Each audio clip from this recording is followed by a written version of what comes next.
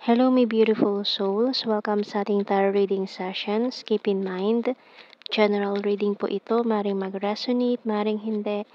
Kunin nyo na lang po kung para sa inyo and leave the rest. Maring mag-shift the energies or magkabaliktad ang sitwasyon. Kaya kayo na pong bahala kung saan kayo nakalugar. Sa reading natin, let's see.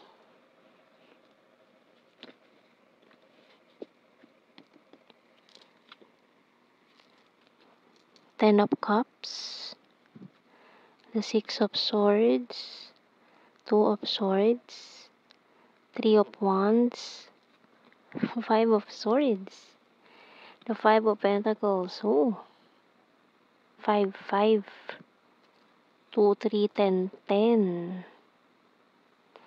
Uy, 10, 10, 10. Nako, completion na naman ng mga karmic hardships and the Devil. Capricorn energy. So, twin flame energy tayo dito. We have 10, 10, 10.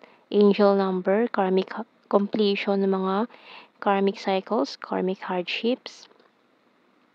So, kung twin flame energy, kung twin flame connection, or you're in a twin flame journey, so itong twin flame mo, your divine counterpart, is facing their dark shadow sides ngayon. So, hindi maganda yung estado niya. So, kailangan niya ngayon ng tulong mo. Hindi mo kailangan mag-reach out sa kanya. So, kailangan mo lang ibigay sa kanya yung energy mo ng support sa pinagdadaanan niya ngayon. So, like ko sinasabi, hindi lahat may twin flames. And if you are in this twin flame journey, hindi maganda yung estado niya ngayon. This person is in this deep sadness. Lalo na kung may mga hinaharap siya ngayon na problema. Maring betrayal from the karmic partner. And this person is looking far. Malayo ang iniisip. Malayo ang tingin, malayo ang iniisip. And tingnan natin. So, tulad ng sinabi ko kanina, hindi nyo kailangan mag-reach out sa kanya para kamustahin siya, para ibigay sa kanya yung support niya. Kaya nyo tong ibigay telepathically. Kung talagang you're in this twin flame journey, mararamdaman niya yan. Mararamdaman niya yung presensya mo. Once na ibinigay mo sa kanya yung energy mo, na sinusuportahan mo siya, we have Clover, na sinusuportahan mo siya all the way. Teddy bear, sa kanyang pinagdadaanan ngayon na ang sakit. This person is in deep pain ngayon. Pwede mong isend sa dreams niya and telepathically yung suporta mo sa kanya. So, we have here waiting, shed, and bonfire.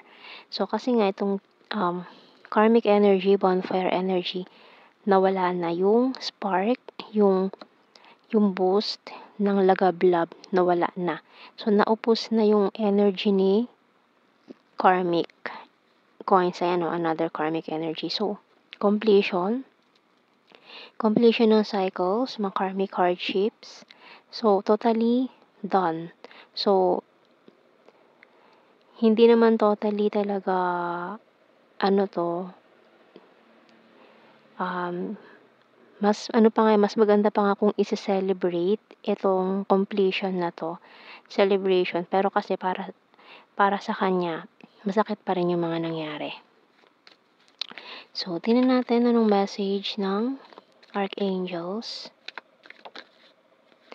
Nurture by Archangel Gabriel. As you nurture a child, you nurture your own inner child. Both activities are important for you right now. So, maring for some of you, nagkaroon na sila ng anak nung karmic or kasal sila.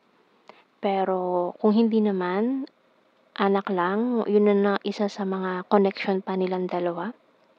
Connected pa silang dalawa sa kanilang child or maring kayo pala yung meron. Kaya, hindi pa rin totally talaga mapuputol yung ugnayan. So, tingnan natin.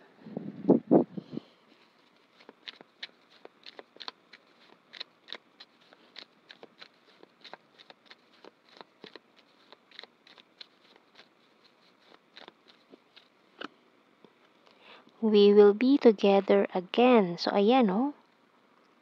So, kayong dalawa na ang i-a-align. Kumbaga, yung mga stars ay unti-unti na nag-a-align para sa inyong dalawa.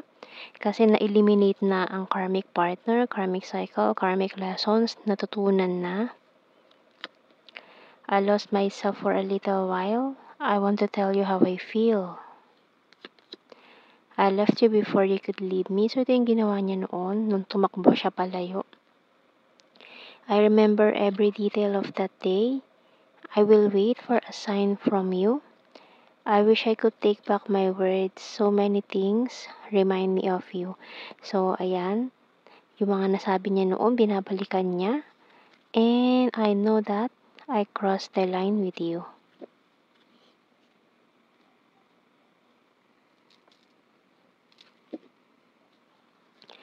So, kuha tayo ng mga messages sa ating tarot messages. Oracle cards. Money is important. So, siguro money problem or may mga inaayos siya sa finances or legal matters na kailangan ng funds, ng pera. You're so sexy. You're my rest and my healer. You're so sweet and caring. You excite me.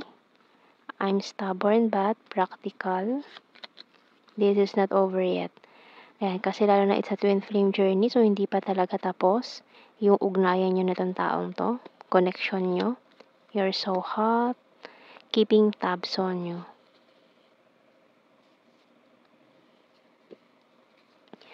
So, kuha tayo ng initials, letter X, P, D, Q, M, L, W, N, E,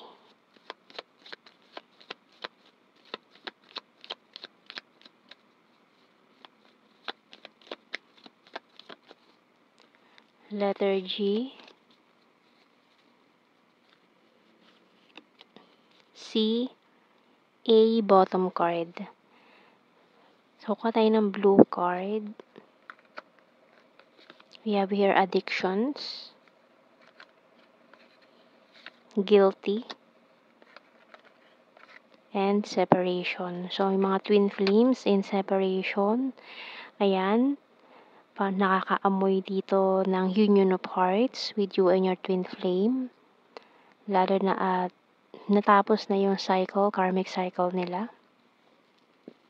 So, tingnan natin general signs and messages. Trustworthy. Cup is water sign, Cancer, Scorpio, Pisces. Intelligent. December. Beautiful. Mindanao. Eye contact. 5. Number 1. Birthmark. National Capital Region. Good heart. Smart. Killer smile.